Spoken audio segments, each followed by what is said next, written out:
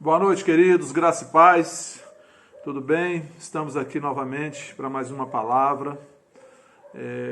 Eu creio que esta palavra tenha alcançado o seu coração, tenha ajudado você, tenha te animado, tenha te fortalecido. Esse é o propósito, estamos aqui todos os dias para trazer este alimento e este ânimo para você. E eu desde já quero agradecer a todos que têm assistido, que têm nos acompanhado aqui pelo canal e dado o seu like, né?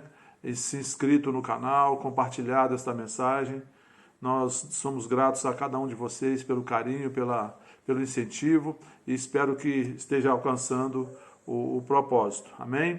Antes de mais nada, quero dar aquele aviso de sempre, curte aí, se ainda você não é inscrito no nosso canal, se inscreva para que você possa estar recebendo as atualizações e compartilhe esta palavra com as pessoas que você ama, que essa palavra venha trazer também para elas o mesmo benefício que trouxe a você e outros também, né? E peço também para elas se inscreverem no nosso canal. Quero deixar também, se você tem liberdade e alegria no seu coração e deseja contribuir para a divulgação da palavra, por intermédio da nossa igreja, da Vida Plena Ministério Internacional, você pode enviar a sua contribuição para o Banco do Brasil, Banco 001, agência 1022, dígito 7, conta corrente 23428, dígito 1, Vida Plena Ministério Internacional. Os dados dessa conta estão logo abaixo aqui da mensagem, não aqui na tela, da mensagem, mas abaixo aqui nas informações, você vai ver os dados da conta onde você vai poder fazer a sua transferência, seu depósito, a sua contribuição. Amém? Dito isso, vamos à palavra de hoje. Eu queria que você abrisse a sua Bíblia no Salmo 145. Eu vou ler todo o Salmo e depois a gente vai trazer algo aqui para nós neste Salmo. Um louvor de Davi, é um Salmo de Davi. Fala sobre a bondade, sobre a grandeza e sobre a providência de Deus. Salmo 145, a partir do versículo 1, diz assim: Exaltar-te-ei, ó Deus meu e Rei. Bendirei o teu nome para todo sempre. Todos os dias te bendirei e louvarei o teu nome para todo o sempre. Grande é o Senhor e muito digno de ser louvado. A sua grandeza é insondável. Uma geração louvará a outra geração as tuas obras e anunciará os teus poderosos feitos. Meditarei no glorioso esplendor da tua majestade e nas tuas maravilhas. Falar-se-á do poder dos teus feitos tremendos, e contarei a tua grandeza. Divulgarão a memória da tua muita bondade, e com júbilo celebrarão a tua justiça. Benigno e misericordioso é o Senhor, tardio em irar-se e de grande clemência. O Senhor é bom para todos, e as suas ternas misericórdias permeiam todas as suas obras. Todas as suas obras te renderão graças, Senhor, e os teus santos te bendirão. Falarão da glória do teu reino e confessarão o teu poder, para que aos filhos dos homens se façam notórios os teus poderosos feitos e a glória da majestade do teu reino. O teu reino é o de todos os séculos, e o teu domínio subsiste por todas as gerações. O Senhor é fiel em todas as suas palavras e santo em todas as suas obras. O Senhor sustém os que vacilam e apruma todos os prostrados. Em ti esperam os olhos de todos, e tu, a seu tempo, lhes dás o alimento. Abres a mão e satisfazes de benevolência a todo vivente. Justo é o Senhor em todos os seus caminhos, benigno em todas as suas obras. Perto está o Senhor de todos os que o invocam, em verdade. Ele acode à vontade dos que o temem, atende-lhes o clamor e os salva. O Senhor guarda a todos os que o amam, porém os ímpios serão exterminados. Profira minha boca louvores ao Senhor, e toda a carne louve o seu santo nome para todo sempre. Amém. Amém, queridos? Esse salmo de Davi é um salmo onde ele exalta a pessoa de Deus, a bondade de Deus, o caráter de Deus, né? E eu vejo aqui no versículo 8 e 9, que diz, na nova versão atualizada, diz assim: Benigno e misericordioso é o Senhor, tardio em irar-se e de grande clemência. O Senhor é bom para todos, e as suas ternas misericórdias permeiam todas as suas obras. Sabe, queridos, esse salmo ele fala muito do caráter de Deus, da bondade de Deus, das características do caráter de Deus, que Deus é benigno, Deus é bom, Deus é misericordioso, Deus é tardio em irar-se, é paciente, Deus é clemente, Deus é misericordioso. Sabe, quando nós lemos a palavra de Deus, lemos a Bíblia, a gente vê o tempo todo, querido, destacado, né, no caráter de Deus, que Deus é bom, que Deus é misericordioso, que Deus é compassivo, ou seja, Ele tem compaixão, que Deus é benigno. O profeta Miqueias, no seu livro, no capítulo 7, no versículo 18, ele diz: quem, ó Deus, é semelhante a ti, que perdoas a iniquidade e te esqueces da transgressão do restante da tua herança? O Senhor não retém a sua ira para sempre, porque tem prazer na misericórdia. Deus, querido, Todo-Poderoso, o Criador do universo, a majestade do universo, ela é compassiva, ela é bondosa, é misericordiosa, é amorosa. Deus é amor. E o evangelista João, na sua carta, na primeira carta de João, no capítulo 4, ele fala disso. Ele fala muito sobre a característica, a característica mais marcante no caráter de Deus, na pessoa de Deus.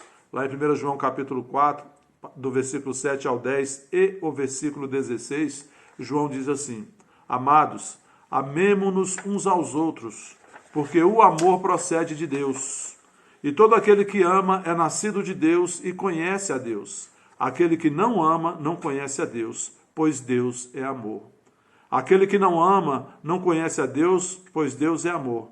Nisto se manifestou o amor de Deus em nós, em haver Deus enviado o seu Filho unigênito ao mundo, para vivermos por meio dele. Nisto consiste o amor, não em que nós tenhamos amado a Deus, mas em que ele nos amou e enviou o seu Filho como propiciação pelos nossos pecados. Versículo 16 diz: e nós conhecemos e cremos no amor que Deus tem por nós. Deus é amor, e aquele que permanece no amor, permanece em Deus e Deus nele. Vou repetir para você. E nós conhecemos e cremos no amor que Deus tem por nós. Deus é amor, e aquele que permanece no amor, permanece em Deus e Deus nele. Amém, queridos?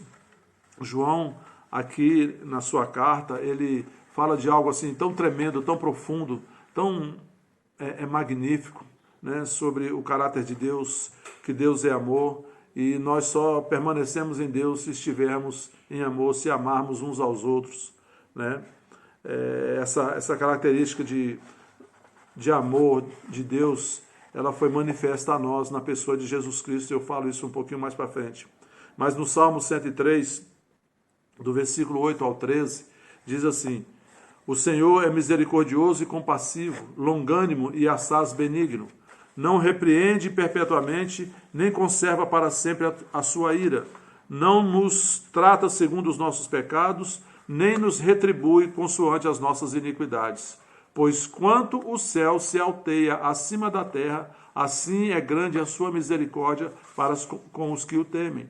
Quanto dista o oriente do ocidente, assim afasta de nós as nossas transgressões. Como um pai se compadece de seus filhos, assim o Senhor se compadece dos que o temem.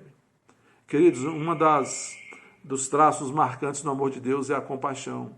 É ele sentir, ele se colocar no nosso lugar, se compadecer dos nossos sofrimentos, das nossas dores e fazer algo em prol do nosso livramento, para que a gente não sofra, né? E quando a gente fala da compaixão de Deus, do amor de Deus, não existe um exemplo maior, um exemplo melhor para nós entendermos o amor de Deus e a compaixão de Deus do que olharmos para a pessoa de Jesus Cristo. Jesus é a compaixão de Deus, é o amor de Deus expresso na humanidade. É o amor de Deus, é a compaixão de Deus encarnada. Né? Jesus, lá em João capítulo 14, quando ele está falando com os seus discípulos e preparando os seus discípulos para o momento do desfecho da sua missão aqui na terra, né? Ele está falando em João 14, ele diz... deixa Deixa eu pegar aqui na Bíblia. Não se turbe o vosso coração. Crede em Deus, crede também em mim. Na casa de meu pai há muitas moradas. Se assim não for, eu vou-lo teria dito. Pois vou preparar-vos lugar. E quando eu for e vos preparar lugar, voltarei e vos receberei para mim mesmo, para que onde eu estou, estejais vós também. E vós sabeis o caminho para onde eu vou. Disse-lhe Tomé: Senhor, não sabemos para onde vais. Como saber o caminho? Respondeu-lhe Jesus: Eu sou o caminho, e a verdade, e a vida. Ninguém vem ao Pai, senão por mim. Se vós me tivesseis conhecido, conheceríeis também a meu Pai. Desde agora o conheceis e o tendes visto. E aí Filipe faz uma pergunta interessante e Jesus dá uma resposta maravilhosa.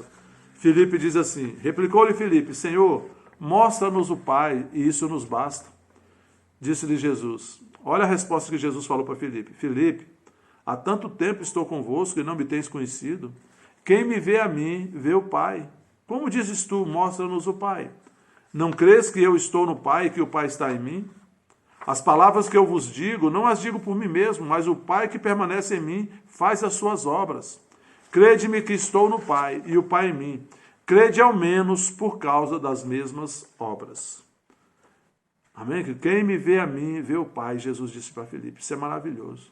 Sabe, se nós quisermos conhecer a pessoa de Deus, entendermos o amor de Deus, conhecer a compaixão de Deus, a misericórdia de Deus, Deus deu um exemplo bem claro para nós, a pessoa de Jesus Cristo. Jesus é a compaixão de Deus encarnada. Jesus é o amor de Deus encarnado. Jesus é a melhor expressão do amor, da compaixão, da bondade, da benignidade, da paciência, da tolerância de Deus. Em Hebreus 1, do versículo 1 ao 4, eu vou ler só o que interessa aqui para mim nesse texto, nessa mensagem. Lá diz que Jesus é a expressão exata de Deus. Jesus é a expressão exata de Deus. Deixa eu pegar aqui Hebreus 1, deixa eu ler para você. Diz assim: havendo Deus outrora falado muitas vezes e de muitas maneiras aos pais pelos profetas, nestes últimos dias nos falou pelo Filho, a quem constituiu o herdeiro de todas as coisas, pelo qual também fez o universo. Ele, Jesus, que é o resplendor da glória e a expressão exata do seu ser, ou a expressão exata de Deus, sustentando todas as coisas pela palavra do seu poder, depois de ter feito a purificação dos pecados, assentou-se à direita da majestade nas alturas, tendo se tornado tão superior aos anjos, quanto herdou mais excelente nome do que eles. Aqui diz que Jesus é o resplendor da glória de Deus, é a expressão exata do ser de Deus.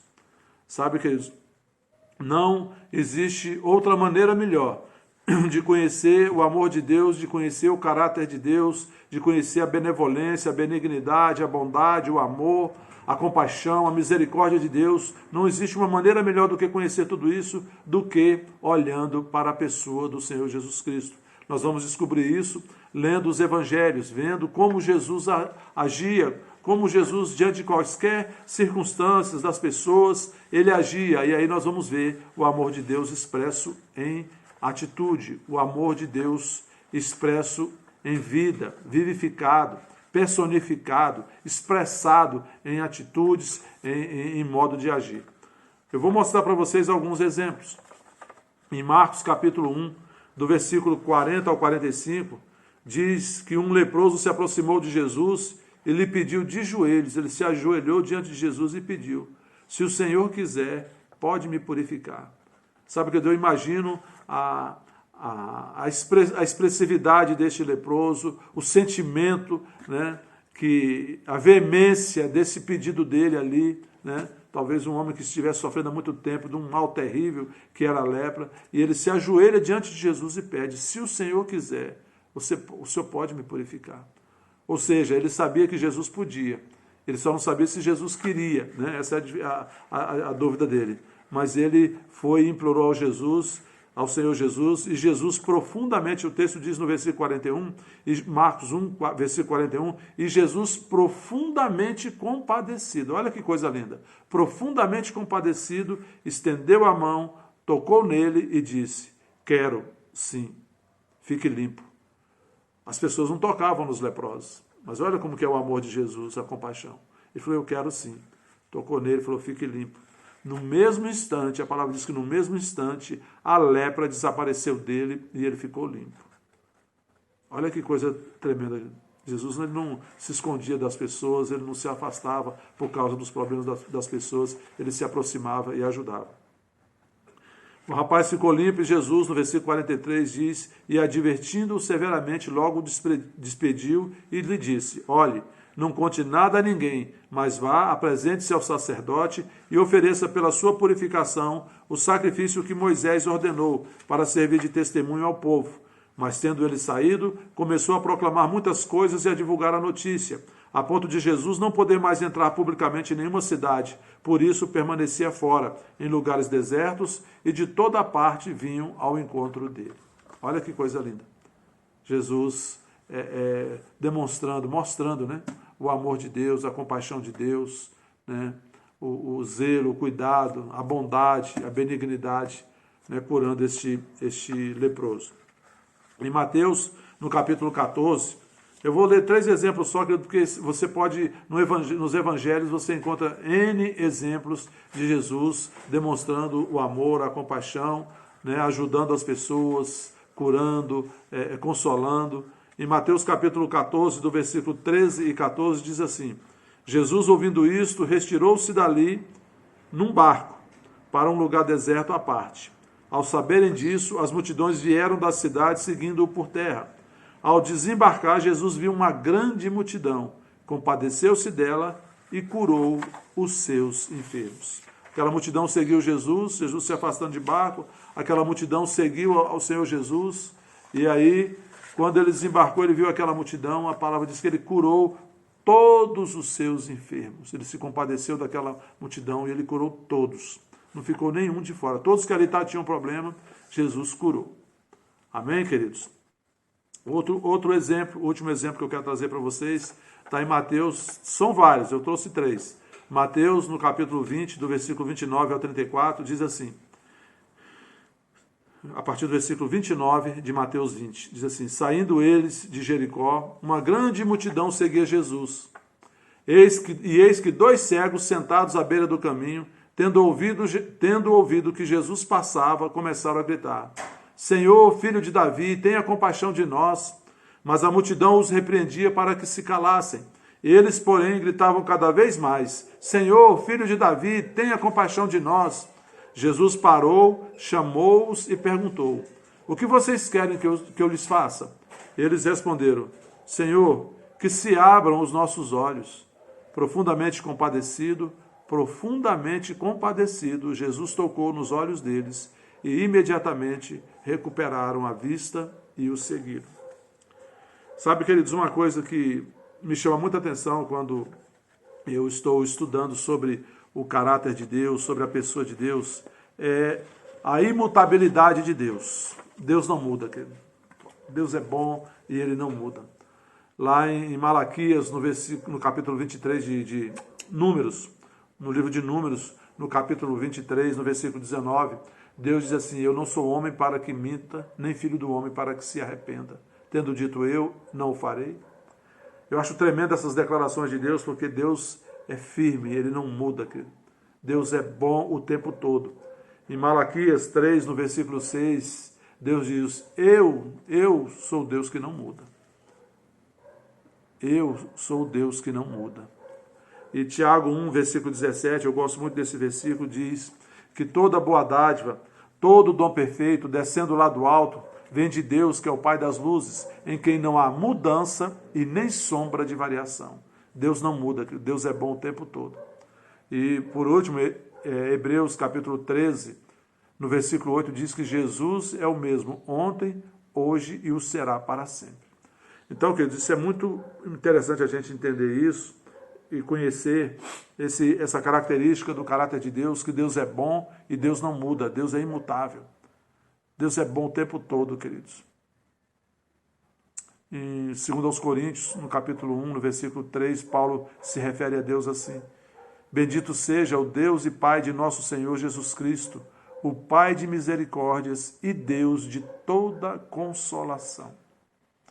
Não importa qual seja, querido, o problema, a dificuldade, a situação difícil que nós estamos passando. Deus, né, é o Pai de misericórdias e o Deus de toda a consolação.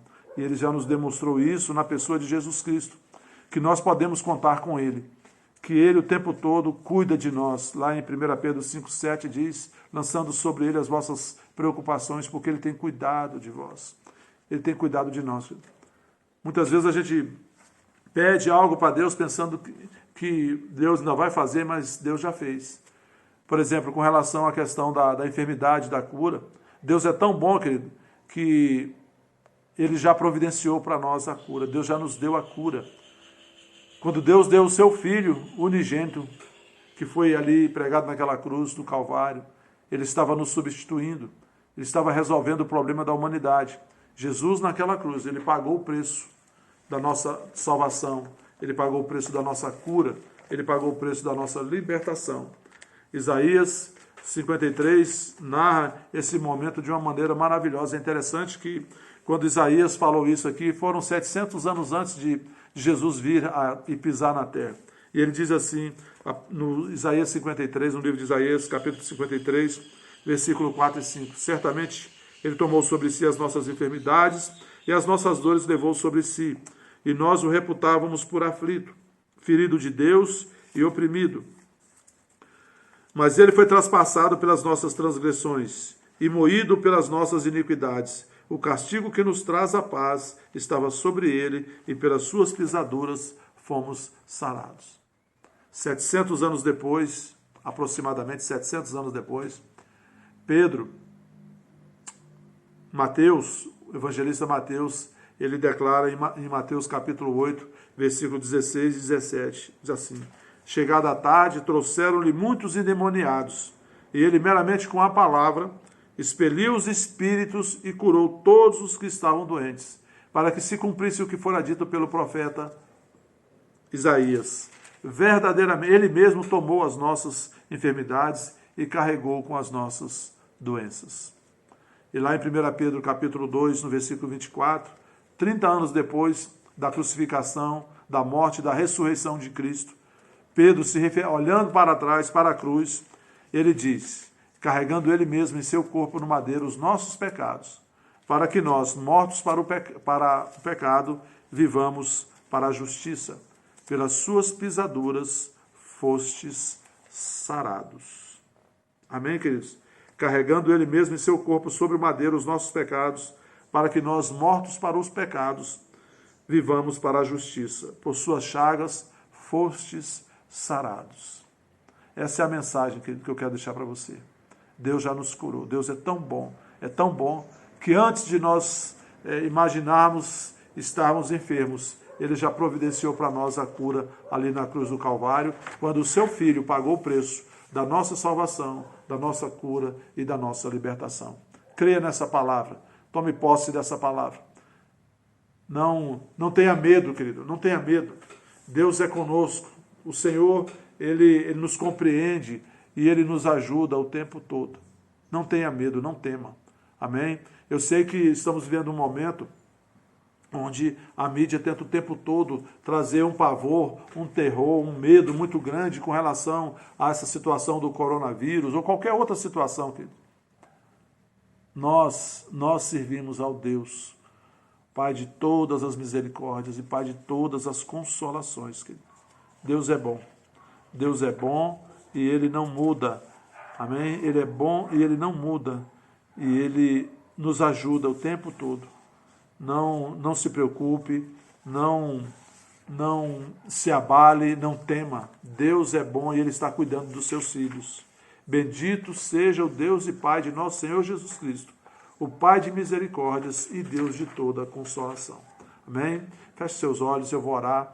Eu quero pedir, se você está passando por alguma circunstância de enfermidade, queria que você colocasse a sua mão sobre o local. Eu vou estar orando aqui e eu vou ministrar a cura e você receba aí, querido, pela fé.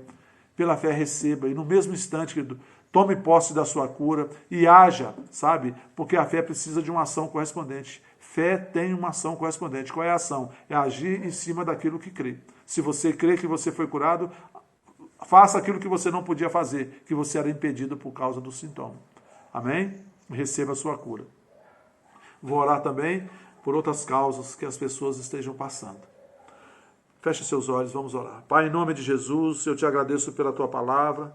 Pai, eu te agradeço porque a tua palavra nos mostra, Pai, que o Senhor é bom e o Senhor não muda e o Senhor tem cuidado de nós. Pai, nós estamos vivendo num tempo e somos peregrinos nessa terra e nessa terra, Pai, estamos sujeitos a muitas tempestades, a muitas intempéries, há muitos problemas, Pai, mas o Senhor nos ajuda o tempo todo, o Senhor nos fortalece, o Senhor cuida de nós, o Senhor esclarece o nosso entendimento, o Senhor nos dá sabedoria. Pai, muito obrigado porque o Senhor tem nos ajudado, Pai, e nos tem fortalecido, nós temos vencido, Pai, a cada dia.